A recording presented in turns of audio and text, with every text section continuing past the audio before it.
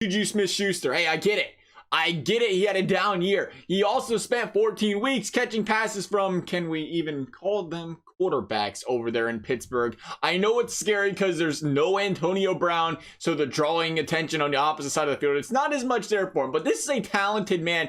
I don't think we should have to question that. A talented man who, get this, played only 2 weeks with Big Ben last year, and if you were to average out those numbers across those 2 weeks for an entire season, he was on pace for 1,296 receiving yards and 128 targets. Now Ben's back this year, and Juju, after dealing with some injuries throughout the season last season, looks back healthy and ready to play really well this season with a little bit of extra experience under his belt, to say the least, as well. And he's a man going in the 4th round of drafts, which means, hey, you play your cards right. By the time you get to that 4th round, you could already have 2 top running backs, a top wide receiver, and now you're going to pick up a 4th all-round pick that is also going to be able to give you that top wide receiver 1 type of potential type of numbers on the season, and that's going to be huge for fantasy teams. Then we have Tyler Boyd. Boyd couldn't have been in much worse of a situation last season. This was an absolutely lost offense, a lost defense. It's almost like they were so bad that they received the number 1 overall pick. Despite all of that, Tyler Boyd raked in over 1,000 receiving yards. He finished 7th in the league in targets. He finished 7th in the league in targets.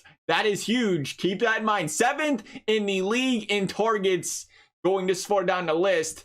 And it's a returning coaching regimen, one that really and clearly likes Tyler Boyd. I know AJ Green is, we'll call him quote unquote back, but can we really trust AJ Green staying healthy all season? He's 32, 33 years old now. How much of a regression are we going to see there? He hasn't played in so long. I think Tyler Boyd is the man in Cincinnati right now. I really do believe that, and I think he's going to have a huge role in his offense again this season. Oh, and hey, did we mention new quarterback Joe Burrow? It's not Andy Dalton. It's not Ryan Finley. There's going to be some growing pains with Burrow, no question about it. It might be 2-3 weeks before we really see Tyler Boyd take off again because of Joe Burrow as he begins to learn this game and improve at it. But I think this is a guy later in the year. Tyler Boyd, you're talking about a guy that's going right now, what you can select as your wide receiver 3, wide receiver 4 in drafts. By the time you get to playoff time, I think this team's clicking, at least Tyler Boyd's clicking, where he's going to put up some very good fantasy numbers, and it's going to be something very key for teams over there in playoffs at the end of the season. And we got Evan Ingram. I don't know what's going on with this draft list. We have a problem here drafting players from bad teams, which is normally something we try to avoid. But again, Evan Ingram, who can trust the QB situation in New York? But guess what? There was a point people worried about Kittle with Jimmy G. Mark Andrews with Lamar Jackson. Yeah, think about those days. Evan Ingram is the most promising receiving weapon on this team, who the Giants expect to take another big jump this season. And if it weren't for injuries last season, Ingram would have had seen over 110 targets in every season of his career so far. That's a tight end. That's 110 targets.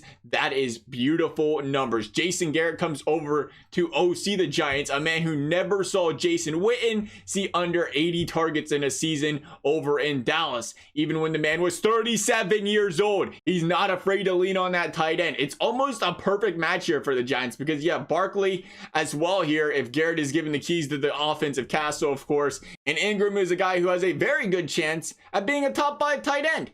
And he's currently a tight end 9 in draft. You can get all your other players off your team, fill your roster, and still have time to select Evan Ingram, a potential top 5 tight end here that people are scooping up again. The 9th round, the 10th round. It's an extreme value pick here. The other direction you can obviously look is Rob Gronkowski, but you play the injury question game with him.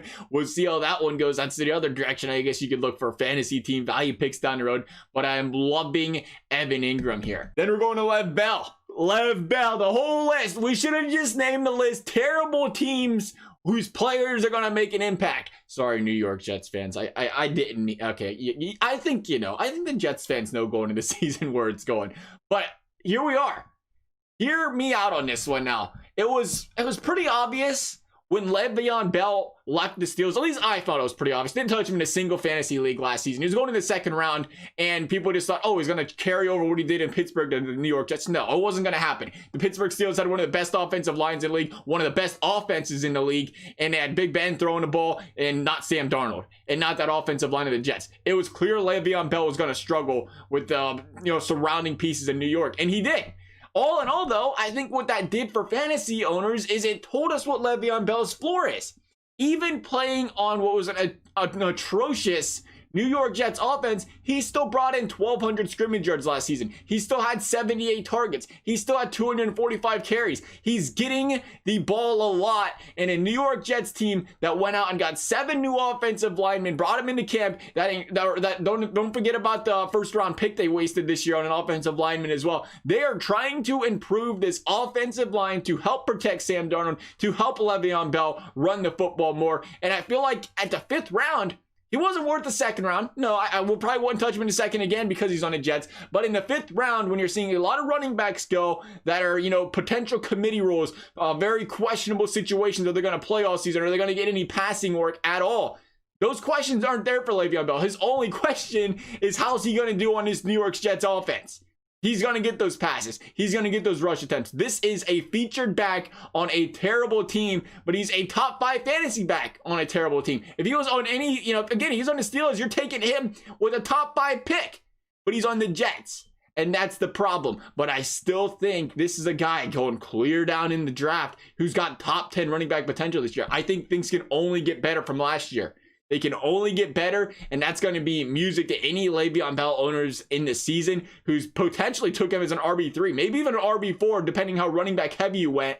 And he's going to be that guy that is just tearing up fantasy leagues later in the year if he has a solid season. We'll see.